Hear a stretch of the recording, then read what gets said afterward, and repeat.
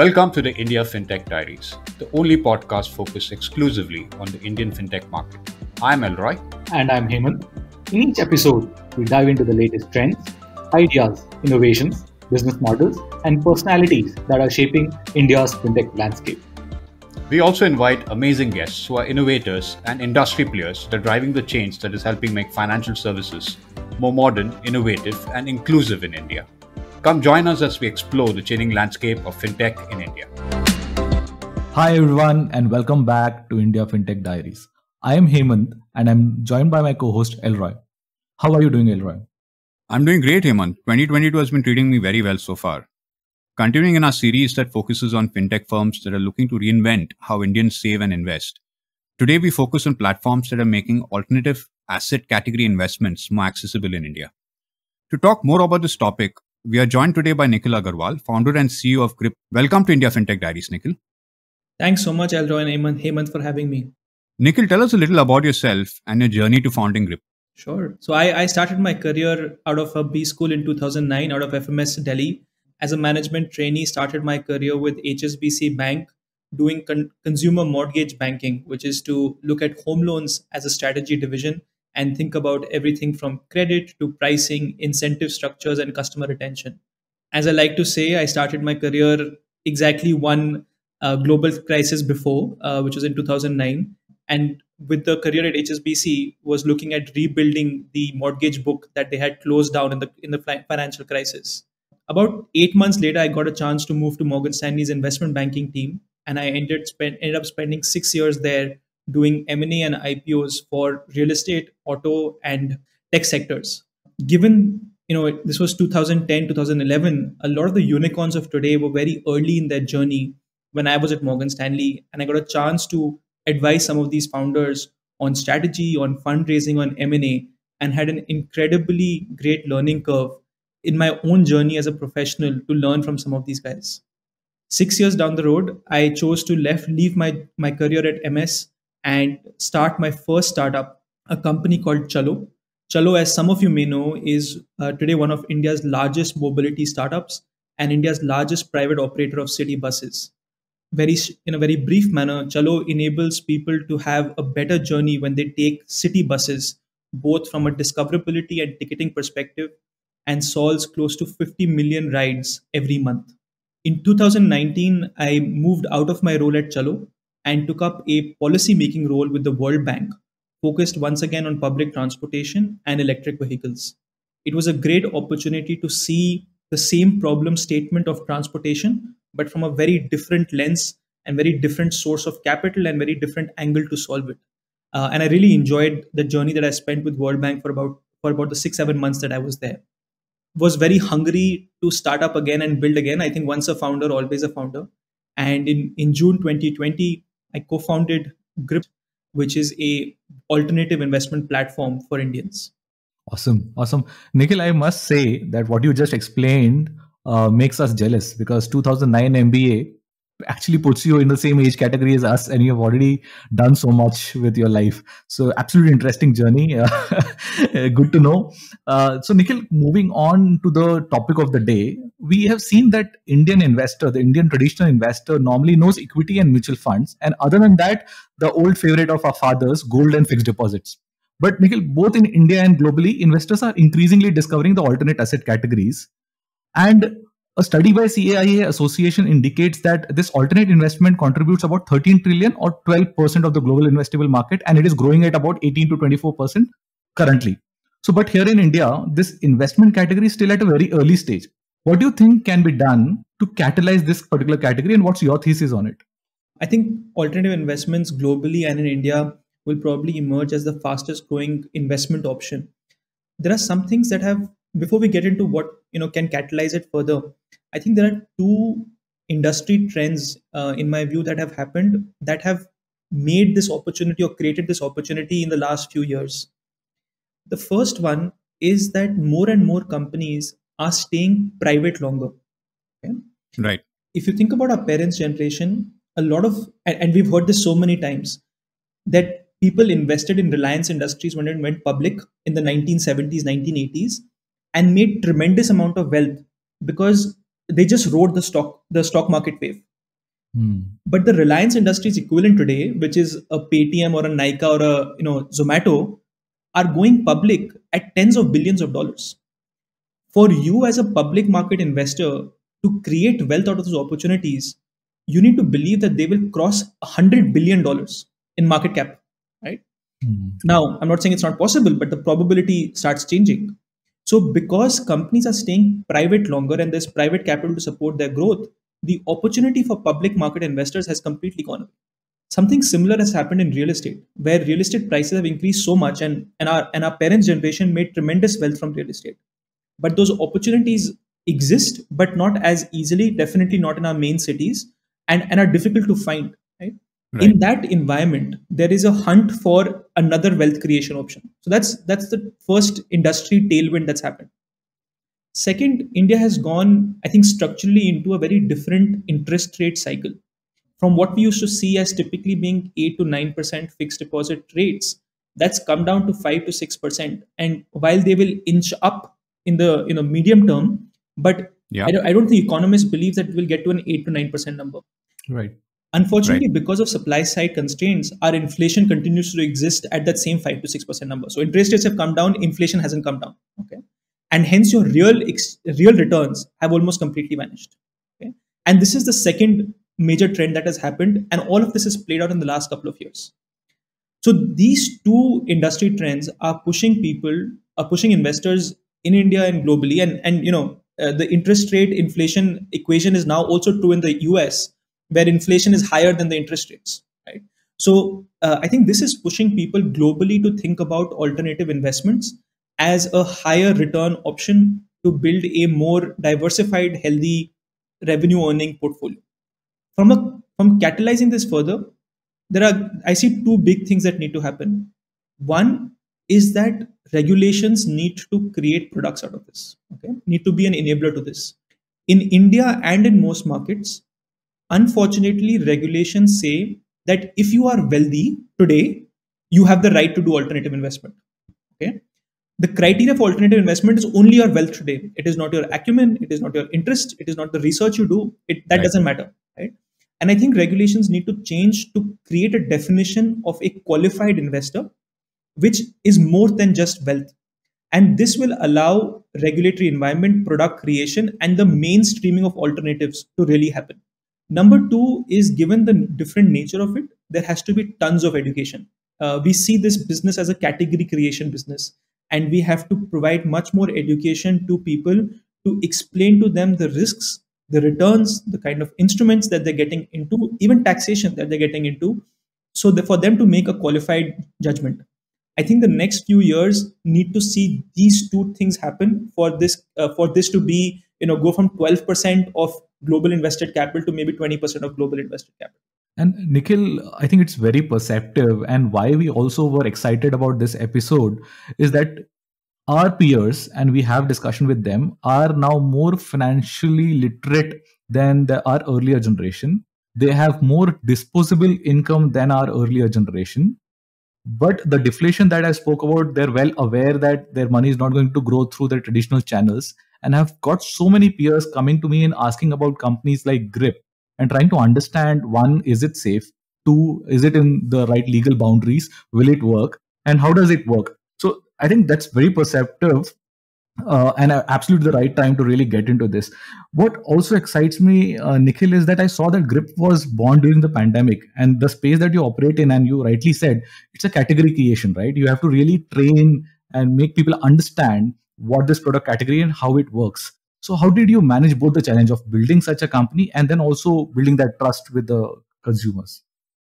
It was definitely challenging, but I also see us as being incredibly fortunate to have started during the pandemic for the reasons that I mentioned before, right? The Right. interest rates changed predominantly in the pandemic, but at the same time, a lot of people who were our target audience, white collar, in their mid 30s, surprisingly had more savings, had more disposable income than before, because they were still retaining their jobs, but suddenly their expenses fell away.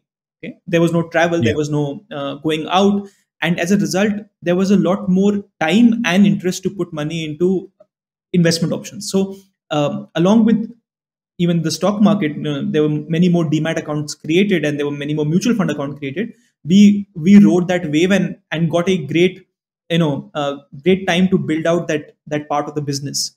So that to that extent we were lucky. I think the pandemic, in our case, also changed the business models for companies, where a lot of companies went asset light, were looking to conserve capital.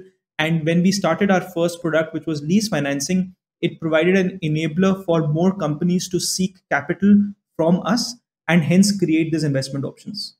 The last piece of what you asked me around trust, I think that's it's almost always evolving. Trust is the biggest aspect of any investment platform. 100% of what we do at Grip, especially as a new category, new product, I think building that trust was very important. What we did, and I think some of these things played out well for us, was to bring complete transparency. So if you go to the Grips platform today, you can see on a real-time basis how much transaction volume we have processed, how many returns we have provided. Every single transaction that is done is made available publicly. I do webinars twice a month where our users are invited to meet not only the Grip team, but also to meet the founders of companies who we are creating investment options with and create that transparency about it. Right. We've tried to disclose as much information as possible about those investment opportunities and empower users to do it. And I think lastly, we brought on board certain advisors and institutional investors into the business early to give more comfort, to say we have the right corporate governance and are building this company in the right manner. So I think some of these elements around trust, transparency, disclosures, really helped us build that investor trust. Over a period of time, we have benefited from our users talking to each other about Grip. 30% of our total users acquired come from referral, right? Is someone talking to another friend or a family member about Grip. And I don't think there's a better way to build trust than to have word of mouth. Excellent. I think it's also another factor, Nikhil, for the reason why people have trust in you is a lot of the firms that you have listed on Grip as investment opportunities are pretty much household names as far as those companies are concerned. So let's look at understanding your product for a second, right? So whenever I try and understand a new product, I always try and find it useful to use the context of an example to get a good in-depth understanding of it. And I saw on your website that one of the firms that you provide as an investment avenue was a firm called Everest Fleet. So let's take this and try and understand the entire construct of how the Grip product works in the context of Everest Fleet, Nick. I think Everest Fleet is a great example, and I think it also touches a chord with most people. Just to introduce Everest Fleet so that there is context, Everest Fleet is the largest partner to Uber for running cabs. So Uber partners with both individual drivers and large fleet partners, and Everest Fleet is the largest partner to Uber in India, running close to 2,000 cabs on their platform between Delhi, Bangalore, and Mumbai. Okay. I think most of us, when Uber or Ola started, thought that may make sense to buy a car and put it on the platform, right? It seemed like an attractive thing to do and hire a driver and just do that. But most of us didn't, because who's going to buy a 6-7 lakh car, and who's going to manage the operational headache of hiring a driver and then managing it on a day-to-day basis, right? Right. But for me, it was definitely a thought that I had to do as a way of investment. The investment option we have created with Everest Fleet is very similar to that original thought process. And the way it works is we partner with Everest Fleet to create an option to lease Maruti cars or Maruti CNG cars to Everest, which are then operated exclusively on Uber. Okay. And this car typically costs about 5 lakh rupees. An investor can invest anywhere between 20,000 rupees to a lakh of rupees at their discretion into buying this car. Let's assume that you put 50,000 rupees. Okay. 10 people will get together and be able to hence purchase one car. So you become a part owner or a co-investor in a vehicle, in a car. Grip enables the finding of all these 10 people and pooling that money together into a special purpose vehicle. That vehicle, on the behalf of the investor, then purchases this car from Maruti and physically delivers it to Everest Fleet. Right. Everest Fleet is responsible for the maintenance, the operation, all the operating aspects. And on a monthly basis, pays a fixed return to these investors which is once again split in the ratio of investment. Interesting. As a result, what you get is you physically own an asset, okay? But you do not have to pay 100% of the value of it. You can in fact pay only 5% of the value of it. So you're a co-investor in the asset. Second is it creates a stream of money for you that comes to you on a monthly basis and gives you return on your capital. Third is that you have complete visibility of not only the payments in the next month, but during the tenure. And finally, because you own the asset, in case something goes wrong, you have the ability to recover value by selling that asset. Right. And that's the investment options that we create for companies like Everest Fleet and others on our platform. So that's a very interesting concept, Nikhil. Just out of curiosity, what's the typical profile of customers investing on the platform? And what kind of investment behavior have you seen? Can you talk to us a little bit about that? We have investors typically in the age group of 25 to 45. But most people are between, I would say, 32 to 35 years old. These are people predominantly in tier 1 cities today. So Bangalore, Hyderabad, Pune, Delhi, Bombay. Right. Most people are salaried, white collar jobs. We see a lot of people from IT services or finance backgrounds. And interestingly, so a lot of people take a credit score on our website. They are people who have an average credit score of 830, right? Just for reference, that's an incredibly high credit score. Most people don't understand that it's higher than what cred requires for you to log into the platform, right? So maybe that's a good way to give a reference for it. That's the profile of users on our platform. Typically, people who have incomes more than 10 lakh rupees a annum. Okay, so that's the profile. In the investment behavior on the platform, the minimum ticket size is 20,000 rupees.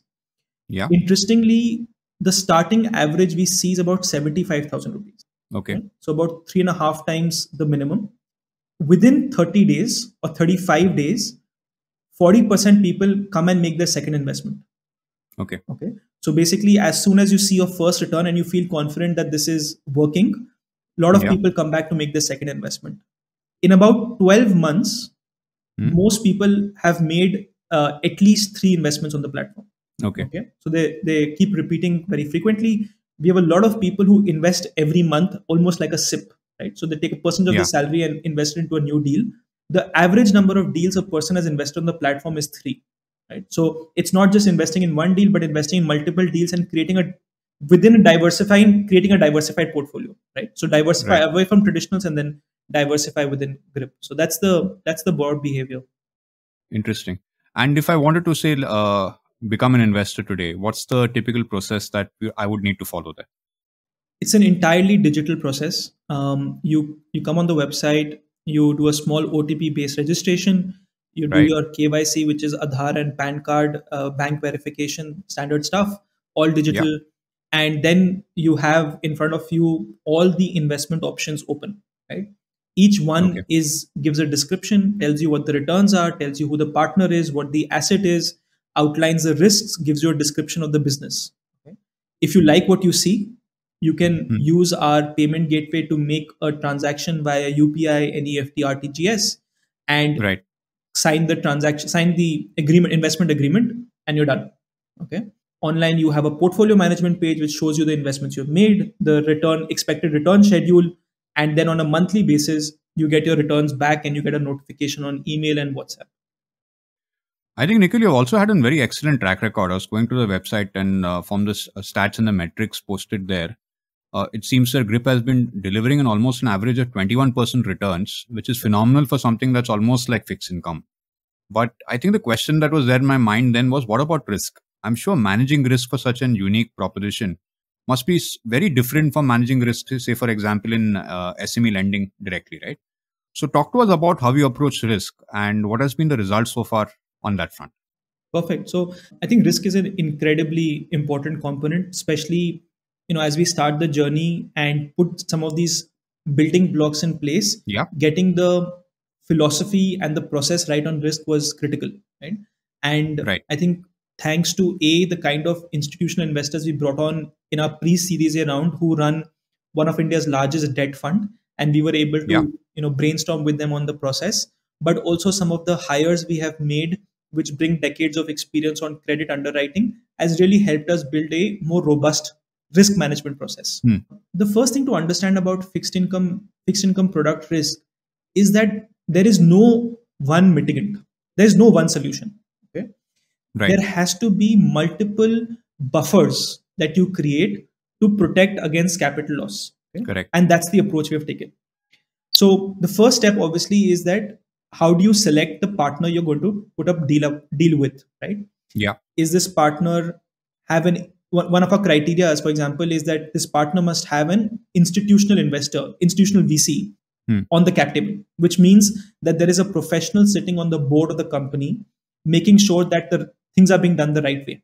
Okay? It also means that this company has got the validation from a VC and support to at least help with the next round of funding. Second is the quality of the founder must be a professional, right? Must have worked in an MNC, come from a great college, and this is someone who has the right intent. Okay, that's important for us. Then comes criteria like what's your balance sheet like, what's your P&L like, are you unit economic positive, etc. So we go through that entire process and evaluate whether this company is worth partnering with. Yeah. The second mitigant is we take a 10% security deposit. So 10% of the value of assets leased is taken as a cash security deposit and kept in the bank account for any kind of delay or default in payments. Okay? So 10% of your capital is immediately protected. The third measure is that every month you receive payments, right? Which means that your capital at risk is constantly reducing. This is not something that pays back after 3 years. And hence, in the first year itself, you recover close to 50% of your capital. Okay? Right. So the view you take is this company around for at least 1 year? Okay, 50% of my capital is taken care of, right? And then you say, okay, let's assume things go wrong in 18 months. What then? Okay, you've got 70% of your capital back, but you also own the asset, right? Can you recover at least 25-30% of value after 18 months by selling the asset or by releasing it to someone else? Right. Even there, we have built an ecosystem, a very large ecosystem of partners who are interested in taking our assets on lease or have gotten to buyback arrangements to purchase the asset from us in the event of default. Okay, we've partnered with logistics companies, etc., to build that ecosystem to mitigate that risk. Okay, and the last step, which is now a very interesting pilot that we're doing, is we are building credit default insurance. Okay. In various shapes and form, credit default insurance is not a product in India, but there are many proxies for it, right? And we have started partnering with NBFCs and other financial institutions to build that kind of insurance on default situations in the lease deals that we do. So this is how we think of it. Once again, some of these may work, some of these may not work, but we believe as a combination of these 6 measures, we will be able to protect investors' capital. Very, very interesting, Nikhil. Also, I remember sometime back when you explained the entire product, right? You also mentioned that how each deal becomes its own SPV of sorts. And to manage this entire piece, I'm sure there must not have been some ready software or technology that you could have deployed to create the platform. So also talk to us about some of the challenges that you faced while building the technology aspects of this business, and also maybe highlight some of the building blocks infrastructure that you could leverage quickly to get to market with a great user experience. So we see technology as 2 big components, right? Right. The first component, and you mentioned this, one is user experience, and second is backend, right? What happens in terms of payments flow and handling all those SPVs. And probably also the entire piece around contracting. Absolutely, right? So I'll break it up into 2 parts. The first part on user experience, I think the statement that our tech team and our product team have been given is deliver an experience on Grip that makes it as easy to do alternative investment as it is to buy a stock. Okay. A lot of us are familiar with buying stocks online, and the experience of buying stocks online is not about just making the transaction, but is also about how easy it is to get out of the transaction. Okay. Yeah. It is also about saying, can I take a loan against my stocks? Okay? And it is all of those features, right? Portfolio management. The experience that we are trying to build on Grip from a technology and user experience perspective is to replicate those features and that experience within a complicated product like alternative investment. Right. It is easy to sell a stock because the stock market exists, but how do you get out of a long-term lease if you really need the money? Okay? And Grip in the ambition to create alternative investment as a healthy diversifying option, has to build that as a user experience. Okay? Right. And that's where a lot of our efforts are going into building that experience for our users. Okay. Right. And all of this, I think, is in-house product development that we are doing. It a lot of it does not exist because alternative investment platforms are still fairly new, and we are really building it from scratch within the company. The second part, obviously, is the backend part, which includes payments flow, contracting, compliance, regulation, all of that management, right? And a lot of those building blocks are in place. Some are definitely still work in progress. It's a complicated sphere to work out. But to answer your question, we followed a philosophy of partnering rather than building from scratch. So Right. the good thing, of starting in 2020 was that India had already gone through maybe 5 to 7 years of a fintech revolution where a lot of things around payments, transactions, KYC had got solved. Okay. Correct. And we were able to piggyback on all of that to quickly do this stuff.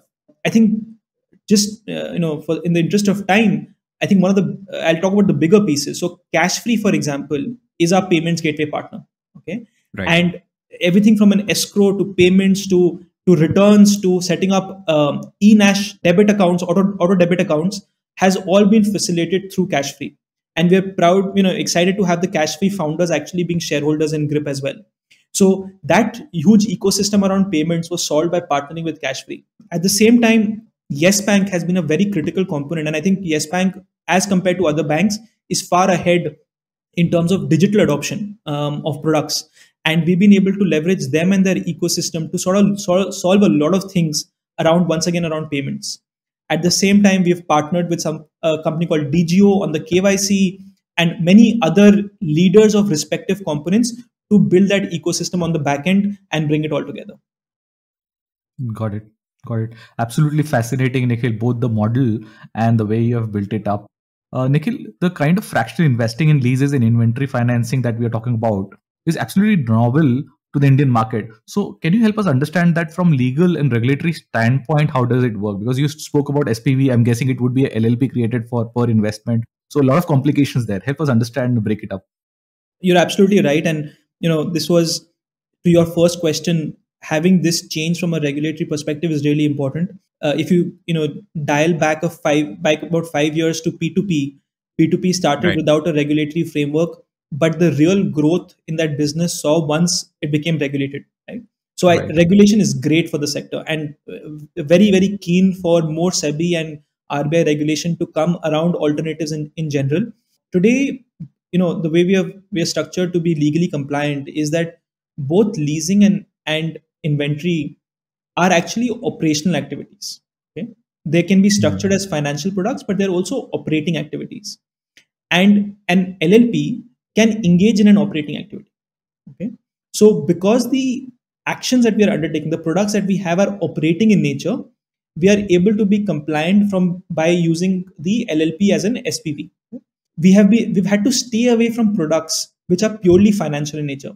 For example, we can't give loans, we can't do invoice discounting because they're financial in nature and don't fit into the regulatory ambit of an LLP. As regulations evolve, I think we will be able to introduce some of these products as well. At the same time, along with lawyers and tax consultants, we have been exploring other licenses, other instruments that are approved by SEBI, but have not necessarily been adopted by the market in a fairly active manner. And we're trying to see how those can be leveraged to bring products in a more mainstream way to our users. Nikhil, actually, I've spent a good amount of my professional life in Mumbai.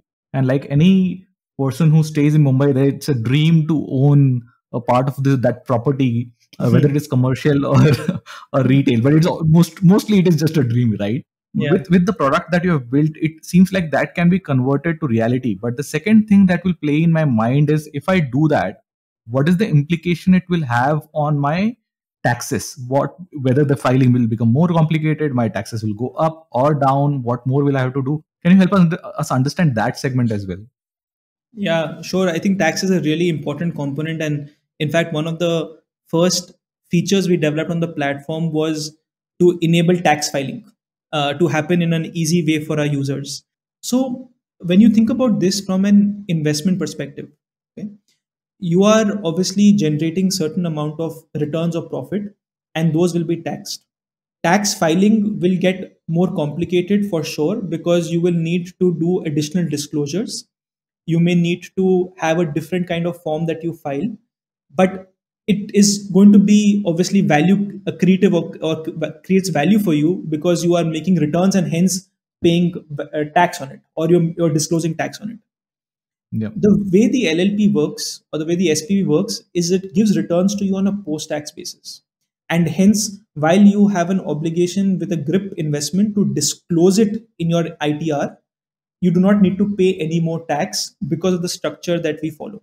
Obviously, different products, for example, the real estate example you gave, may be structured in a very different way, right? And have different implications, because real estate is also an appreciating asset. You would also have capital gains, unlike Correct. what we do, which is a depreciating asset and does not have capital gains.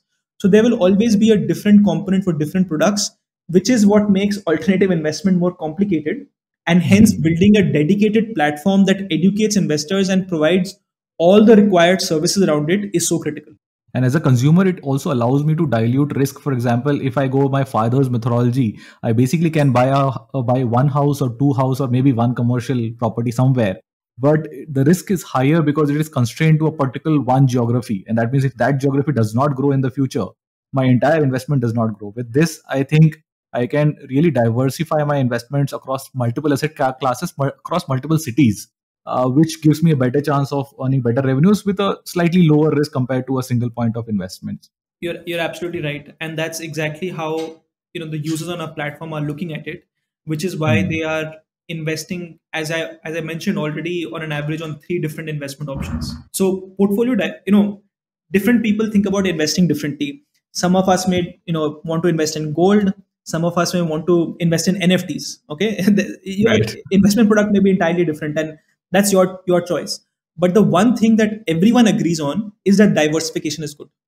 Okay, and we're trying to solve diversification both away from traditional products and the limited options that most Indians have today, as well as give you the option to diversify within GRIP by investing in multiple assets as well as multiple companies. Understood. Understood.